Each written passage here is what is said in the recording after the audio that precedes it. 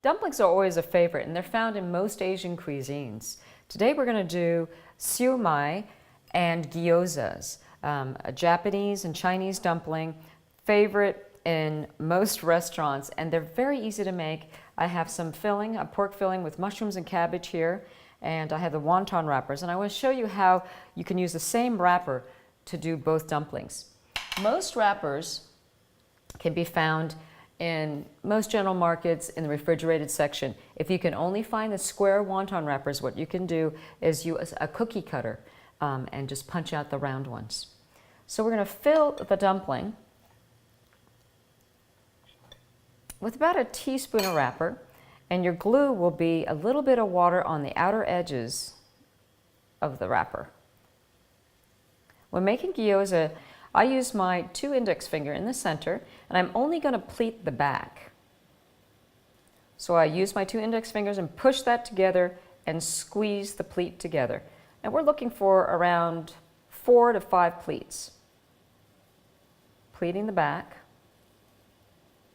And then you can see the front side is smooth and the back is as the pleats. Give it an extra squeeze to make sure it's completely encased.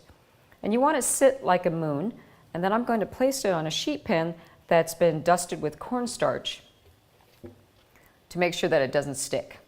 So invite your friends over, make a bunch of these, and you can freeze them. And once they get hard in the freezer, put them into a sealable plastic bag, and then right before you serve, you pop them into a steamer. You can pan sear it to make pot stickers, or you can also do a deep fry, like a deep fry wonton. The second type of dumpling I want to show you is the siu-mai. We're going to also brush some water around the edge as your glue and have a little bit more filling for this one. I would say probably around 2 teaspoons. And you're going to use your fingers to create a circle, and you're going to gather the dumpling skin all the way around.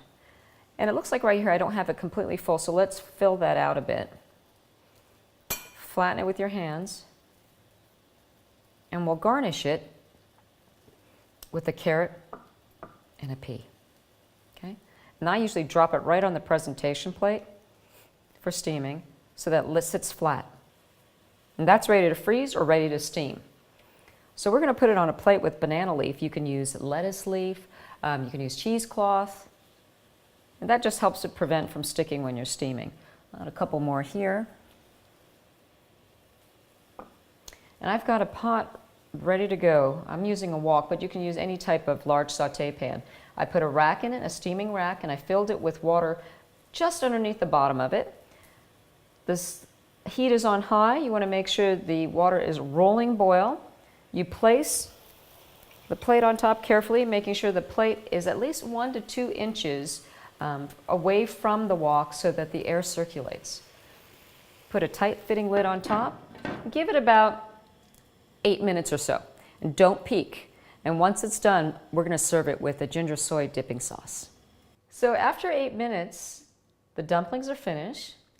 Just carefully take them out, and you can use this plate with the banana leaf on top as your service plate. And if you prefer, you can put this on a charger for your final presentation. How you can tell whether the dumplings are done is just touch them gently, and they should be slightly firm. And serve it with a ginger soy dipping sauce. So remember, make lots of these. They're always a hit. Keep them in the freezer, and when your guests come over, just pop them into the steamer, and after 8 minutes, they're done.